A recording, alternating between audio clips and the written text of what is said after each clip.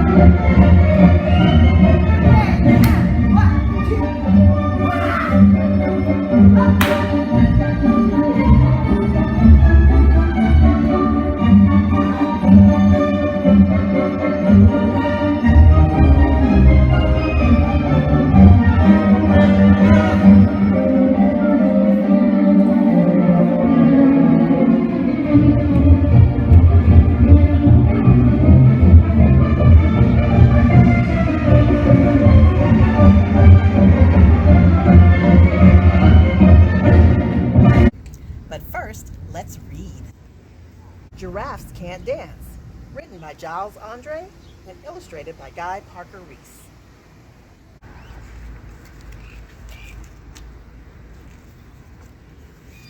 Gerald was a tall giraffe whose neck was long and slim, but his knees were awfully crooked and his legs were rather thin. He was very good at standing still and munching shoots off trees, but when he tried to run around, he buckled at the knees. Oh no. Now every year in Africa, they hold the jungle dance where every single animal turns up to skip and prance. And this year when the day arrived, poor Gerald felt so sad because when it came to dancing, he was really very bad. The warthogs started waltzing and the rhinos rock and rolled. The lions danced a tango that was elegant and bold. The chimps all did a cha-cha with a very Latin feel, and 8 baboons then teamed up for a splendid Scottish reel. Gerald swallowed bravely as he walked toward the floor, but the lions saw him coming and they soon began to roar. Hey, look at clumsy Gerald, the animals all sneered. Giraffes can't dance, you silly fool. Oh, Gerald, you're so weird. That wasn't very nice. Gerald simply froze up. He was rooted to the spot.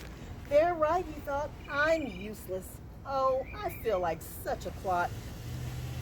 So he crept off from the dance floor and he started walking home.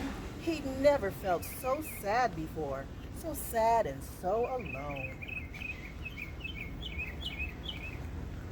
Then he found a little clearing and he looked up at the sky. The moon can be so beautiful, he whispered with a sigh. Excuse me, coughed a cricket who'd seen Gerald earlier on, but sometimes when you're different, you just need a different song. Listen to the swaying grass and listen to the trees. To me, the sweetest music is those branches in the breeze. So imagine that the lovely moon is playing just for you. Everything makes music if you really want it to. With that, the cricket smiled and picked up his violin. Then Gerald felt his body do the most amazing thing. His hooves had started shuffling, making circles on the ground. His neck was gently swaying and his tail was swishing round.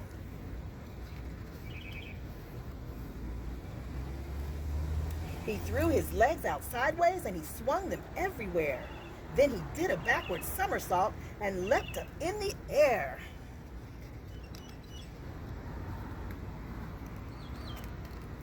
Gerald felt so wonderful, his mouth was open wide. I am dancing, yes, I'm dancing, I am dancing, Gerald cried. Then one by one, each animal who'd been there at the dance arrived while Gerald boogied on and watched him quite entranced. They shouted, "It's a miracle! We must be in a dream. Gerald's the best dancer that we've ever seen." "How did you learn to dance like that? Please, Gerald, tell us how." But Gerald simply twirled around and finished with a bow.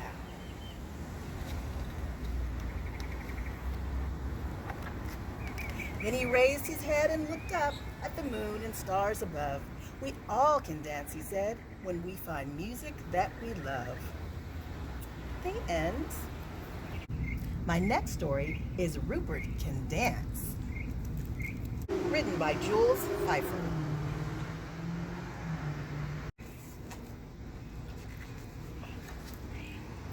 Rupert loved to watch Mandy dance.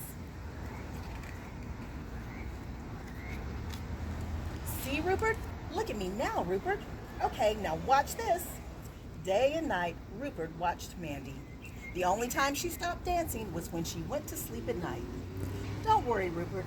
I'll dance some more when I wake up tomorrow." No more than a minute or two after Mandy was asleep, Rupert tiptoed over to her closet and slipped on her dancing shoes. Now it was Rupert's turn to dance. As Mandy slept the night away, Rupert danced the night away. You cannot believe how good he was. Not just a good dancer, but also a quiet dancer. Dancing was Rupert's secret. And the last thing he wanted was for Mandy to wake up and find out. Rupert loved having a secret from Mandy. Cats love secrets, and Rupert took great pride that his secret was one of the best ever. Then one night, Mandy woke up when she wasn't supposed to. "Rupert, you're dancing!" Rupert was caught flat-footed. His secret was out. Immediately, he jumped out of Mandy's dancing shoes and flew under her bed. "Rupert, I didn't know you could dance." "I'll teach you some great steps." This was the very thing Rupert wanted to avoid. "Look, can you do this? It's easy." Mandy was giving him a dancing lesson. "Okay, your left paw goes behind your right paw, tapping twice against your heels. See?" Rupert was mortified. The fun in dancing was to do it his own way, in secret, and without having to take lessons. Dogs might qualify for lessons, but Rupert was a cat. Cats are not meant for lessons. Cats are free spirits. Rupert lost all interest in ever dancing again. Poor Mandy. She couldn't understand why her cat was spending all his time under the bed. At school, when she should have been thinking about math and science, she was thinking about Rupert. 3 days after he went into hiding, Mandy came up with an idea. The idea led to a plan, and she put her plan into action. "Gosh, Rupert, I can't seem to get this step right. Do you think you could help me out?" What? Was Mandy actually asking Rupert for help?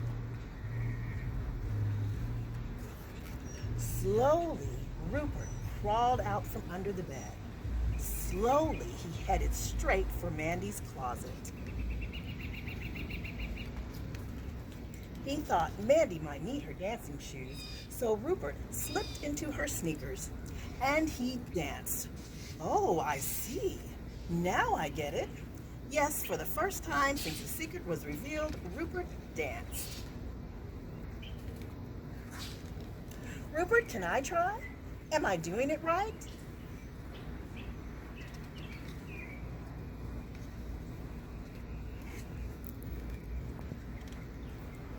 They could have gone on this way for years. And in fact, they did. The end. Today, let's meet my friend Shalani. She's a dancer. Hello, I'm Shalani Taylor, and I love to dance. I was 5 years old when I started dancing. I do sometimes dance by myself. I do something called improv. So I just feel the music and I dance to how I feel. But I do dance with a lot of people. I usually dance in a company, and it ranges anywhere from maybe 10 of us to 30 of us, or sometimes even bigger. My favorite type of dance is tap dancing. It is so much fun because you make music with your feet. I do other types of dancing as well. I do ballet, hip hop, jazz, lyrical, point, everything. You name it, I do it. Even a little bit of like salsa. My favorite dancer is Misty Copeland. She keeps on making history and paving a way for girls like me to be ballerinas, and I love it. I have been a dance contest before. I used to do dance competitions when I was younger. And then sometimes I just have like little battles with people, you know? What do I wear to dance? For ballet, I wear a leotard and tights. For jazz, usually just leggings and a tank top. For hip hop, baggy clothes. For lyrical, whatever I'm feeling that day. Maybe a baggy t-shirt and some shorts. And yeah. And here are some dance moves. Please enjoy my videos.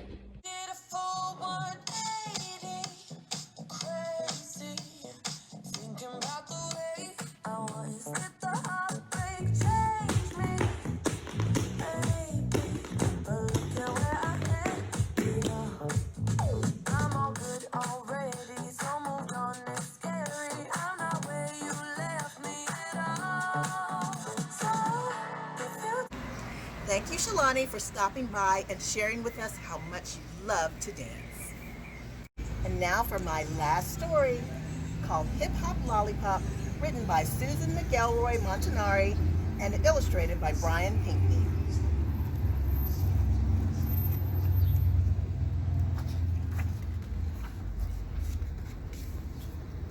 Mama says, "Lollipop, stop. Stop!" Jumping, snapping, non-stop. Arms and shoulders pop and lock.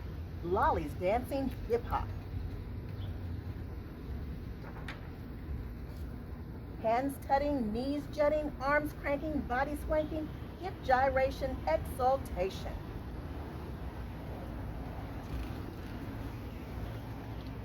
Mama says, "Time for bed." Bed. Lolly's arms overhead, dancing down the long hall, bouncing off the tall wall.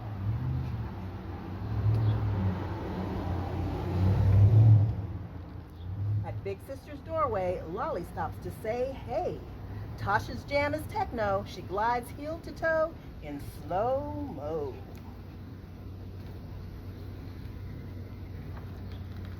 Flashing her a big grin, Lolly's quick to jump in.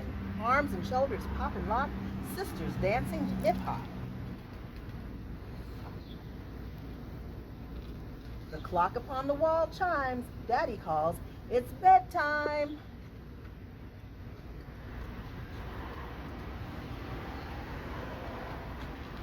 Teeth brushing, music crushing, bass thumping, shoulders pumping, head rotation, jubilation.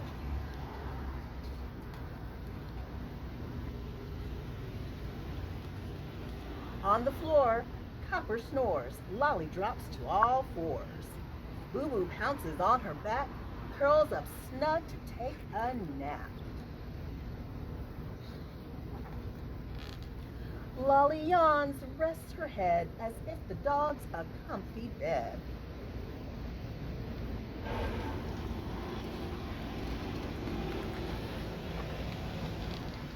Mama scoops her up high, up into the sky, sky. Then swings Lolly down low. In your room you go, go.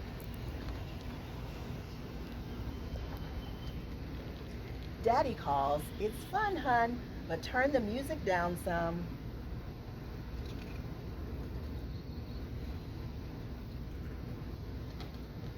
Lolly finds her PJs, blows kisses to the DJ, spins the music low, low. She can still hear it though. Pulls the covers up tight, shouts out loud, "Night, night." That's when Daddy comes in, turns the lights to dim, leans across the big bed, kisses Lolly's forehead.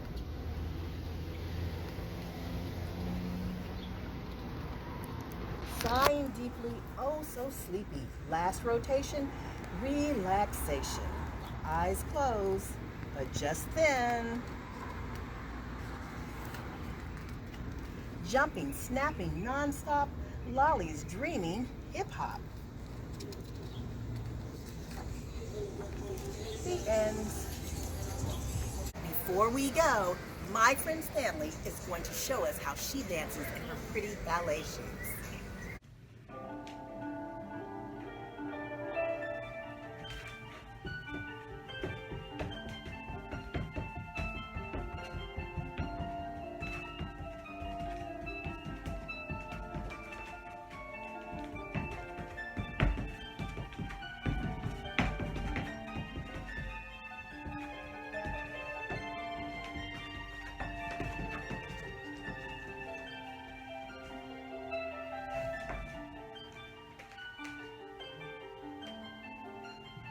Thank you for listening to my stories and watching my friends dance.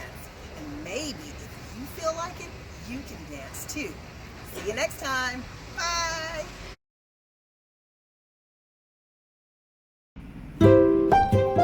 If you like the stories I read today, you can find them and many more at your local library.